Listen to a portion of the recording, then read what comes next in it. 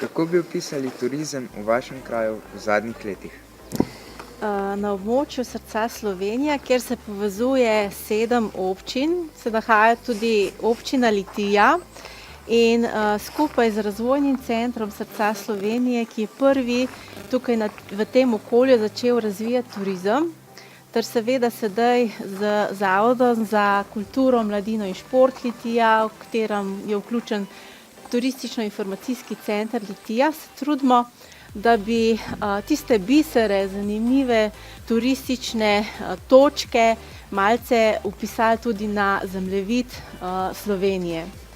Predvsem ne gre tu za množični turizem, ker v 20 letih pred nami turizem dejansko tukaj ni bil prepoznan, tako kot je Bled, pa Ljubljana, Bohinj, Portorož, ampak gre za butični turizem, za kar smo v bistvu zelo veseli, ker tudi potem nima kakšnega močnega vpliva na okolje, škodljivega vpliva.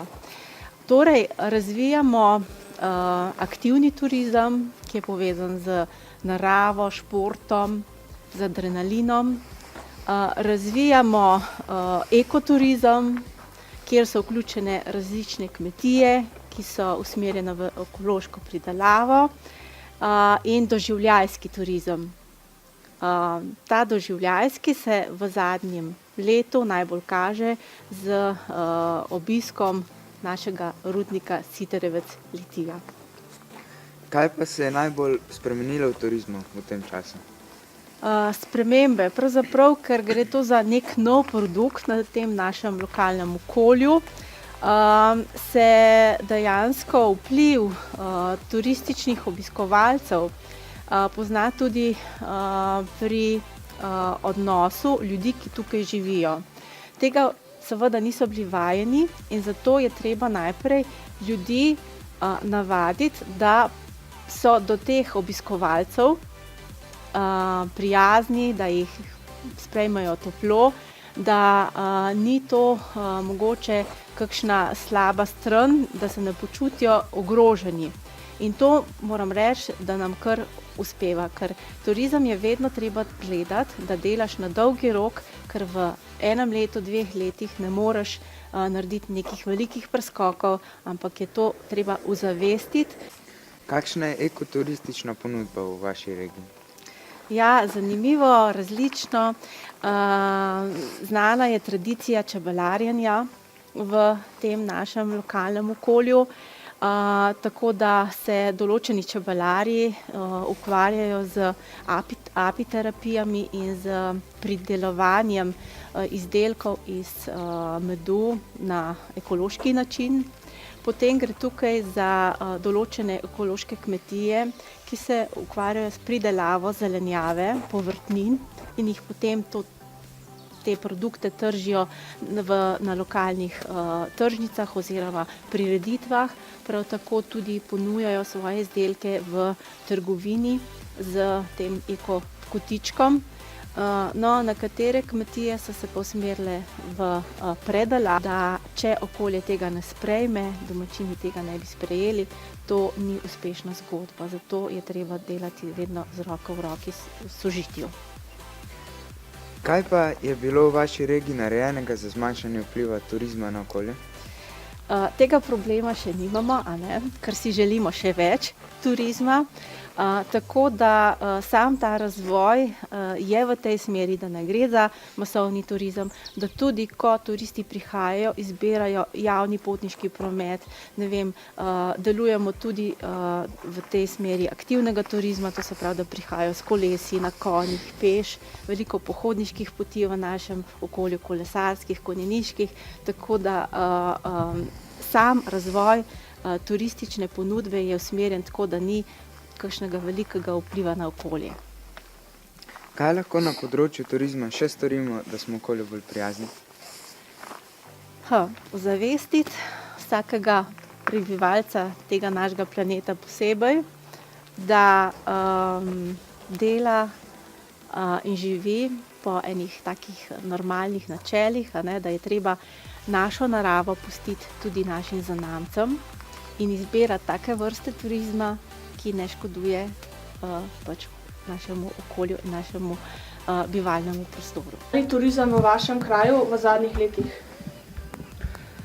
Ja, turizem v oglarski deželi je v zadnjih letih, kar v razcvetu, če se temu tako lahko reče, kajti kar nekaj kmetije, ki pač poskušajo predvsem na račun oglarjenja privabljati tukaj v oglarsko deželo razne skupine, razne starostne skupine, tako od otrok pa tudi starejše. Kakšna pa je vaša ekoturistična ponudba na Dolah?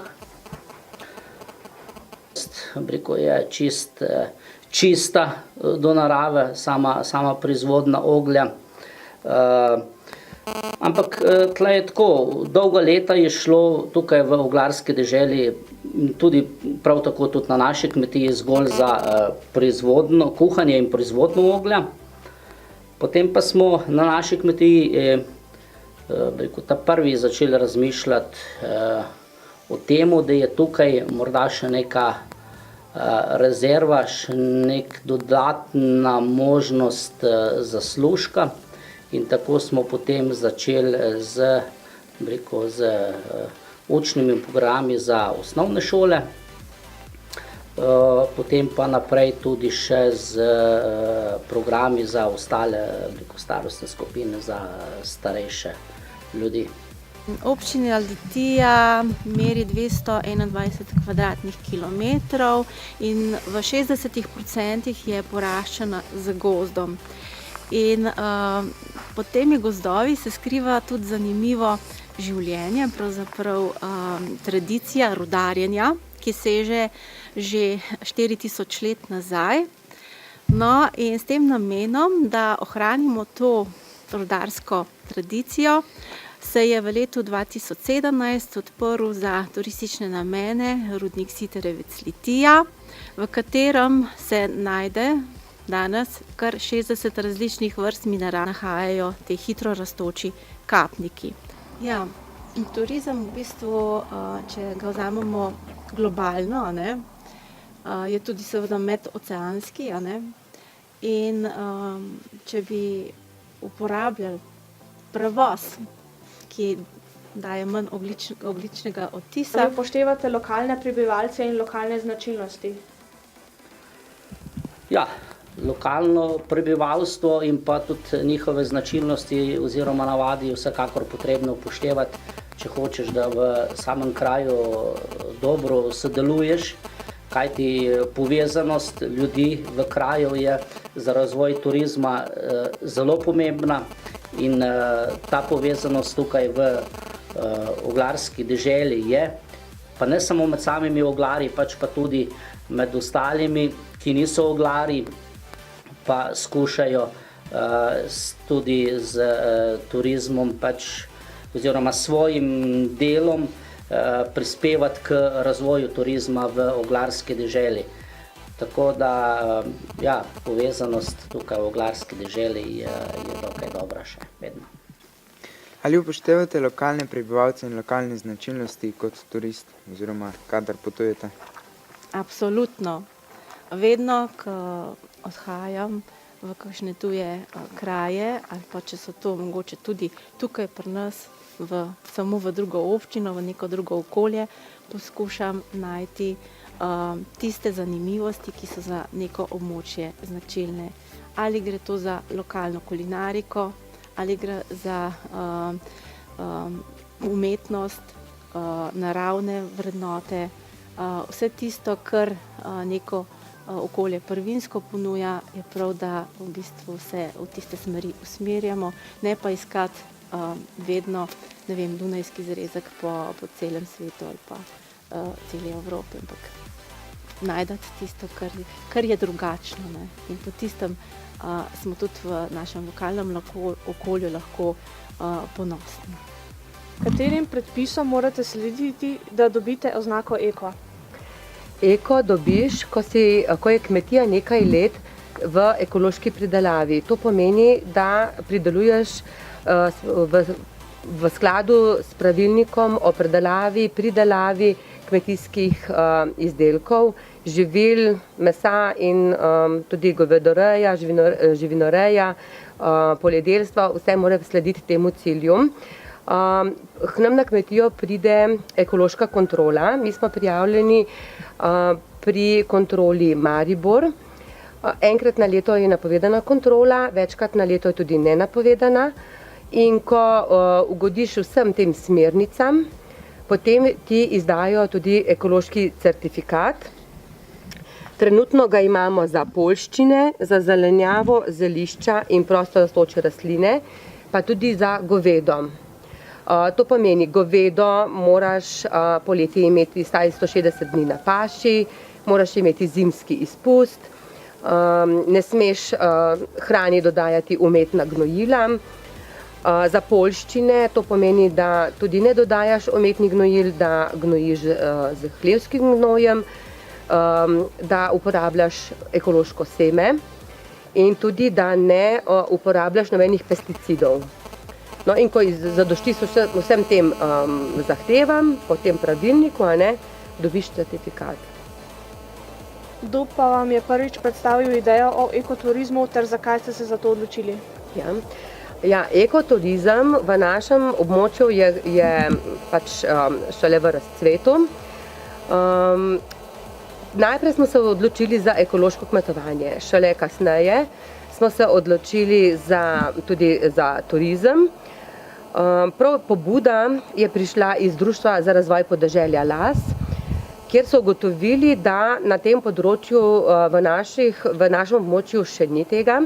Mi se predvsem ukvarjamo z enodnevnimi gosti, z obiski skupin. Razkažemo kmetijo, zelo veliko jih zanima o ekološki predelavi, pogledamo celotno kmetijo. Največ pa je obiska v poletnih mesecih, med poletnimi počitnicami, ko na naši kmetiji gostimo otroke. So en teden pri nas, od ponedeljka do petka, in živimo v naravi, spimo v šotorih, jemo domačo ekološko hrano, otroci pomagajo tudi pri delu na kmetiji. In to je zdaj pri nas že kar 13 let aktualna stalnica. Ali menite, da turisti to cenijo oziroma znajo ceniti, te certifikate?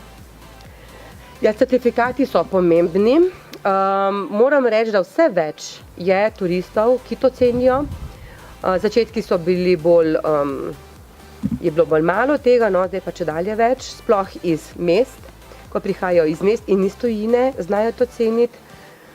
Sploh hrano, pa tudi našo naravo. Ali nameravate v svoji ponudbi na področju ekologije še izboljšati?